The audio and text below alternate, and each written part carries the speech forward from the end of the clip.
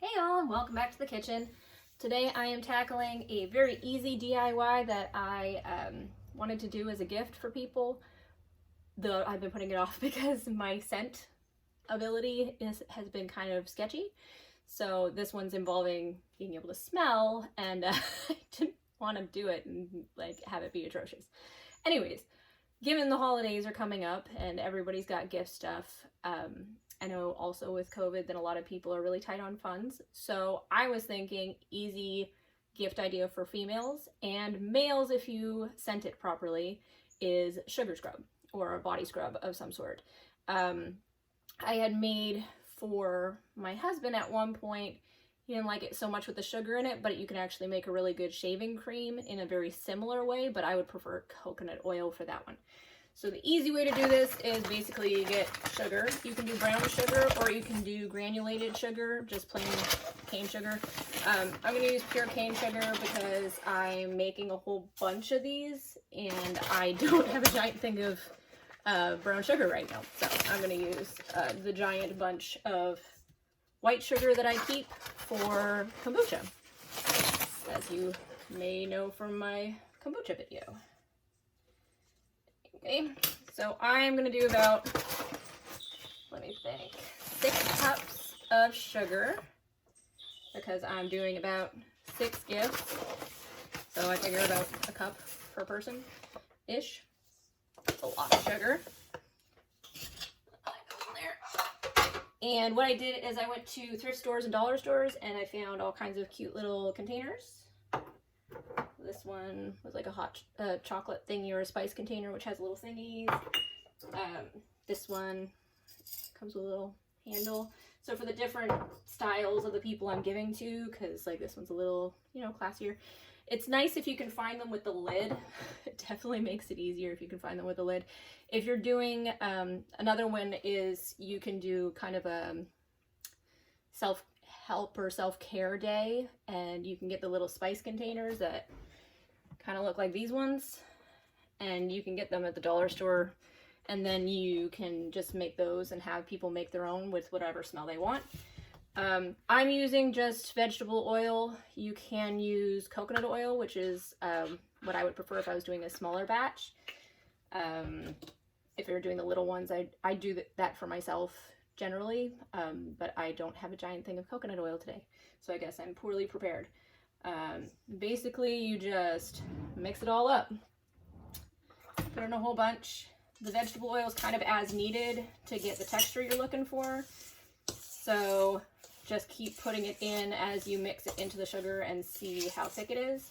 You want it to be relatively thick, but you also definitely don't want it to be runny, but you also want to have the oil in there so that you can, rub it onto the body, and you kind of want a little bit of that oil left over.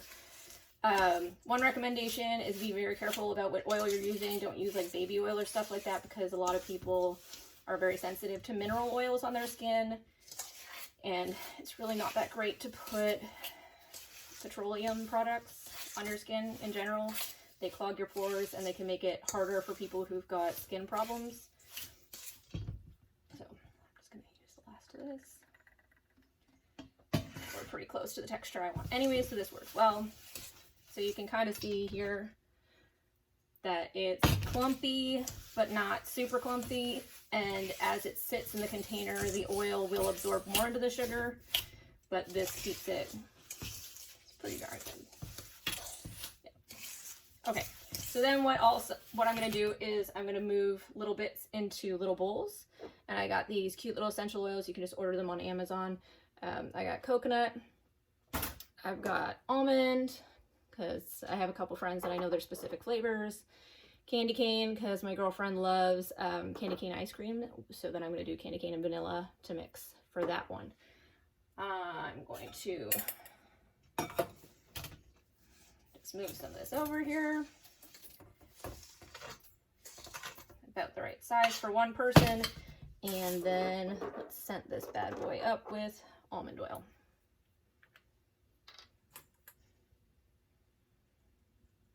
And it's really based on how much you want it to be scented. If you know people who are kind of scent sensitive, then, you know, be scent sensitive to them and their needs. Like this was about 4 or 5 drops, and you can definitely smell that it's almond. So I'm gonna do a couple more drops to just to give it a little extra kick, and then yeah, that's about all it's gonna need. And then I'm going to put these in the little jars.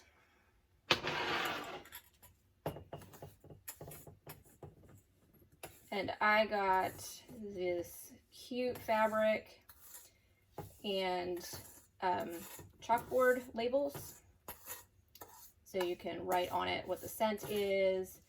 You can write on it who you're giving it to. You can do all kinds of cute stuff.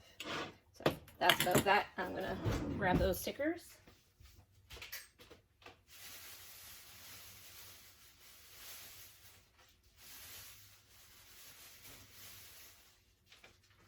Basically, my thought is, especially for the ones without lids, I got this cute fabric at Walmart. They come in all these like little swatches. And then I'm going to wrap it over top, seal it up with some jute string, and attach these bad boys. So I will put in a quick video with the after. I'm not going to make you sit here and watch me separate them all out and whatever, but I will show you after it's done.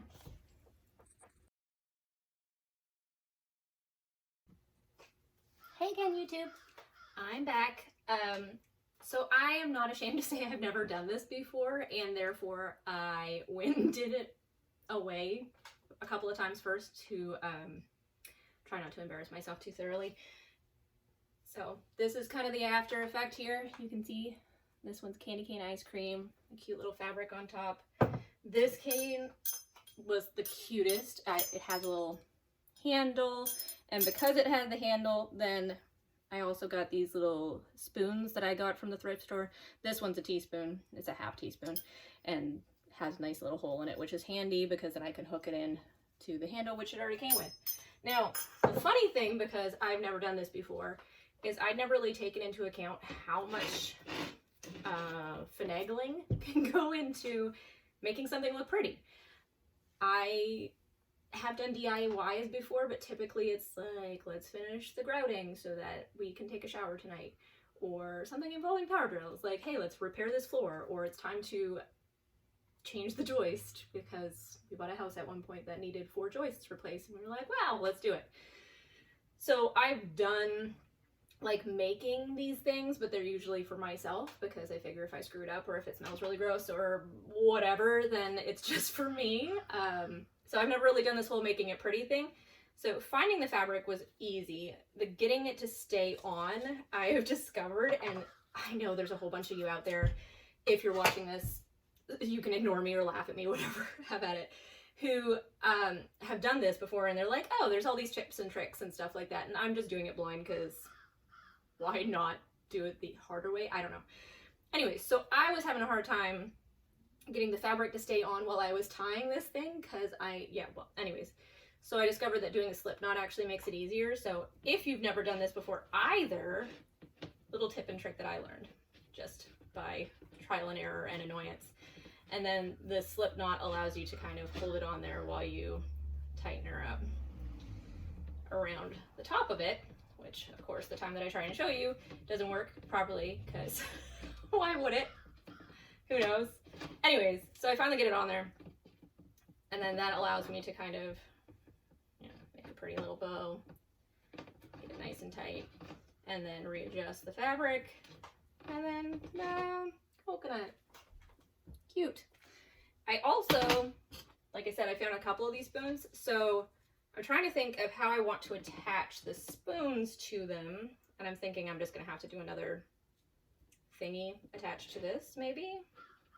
Maybe that's how I'll do it. So a couple of them came with handy little holes, which I appreciate because that makes my life a little easier. A couple of them did not, so I'm not entirely certain how I'm going to do that. I will have to figure that out. May or may not share it with you depending on how ridiculous it looks. We'll see.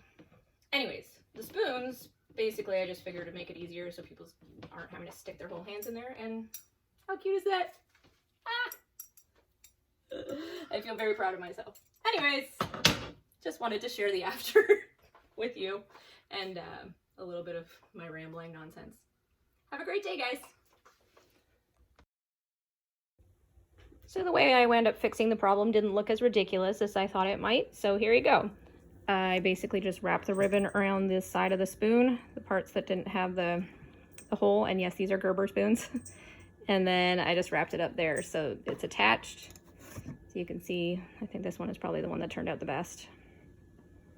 Super cute. Anyway, there they are. Turned out pretty well, given this is my first time trying to be fancy.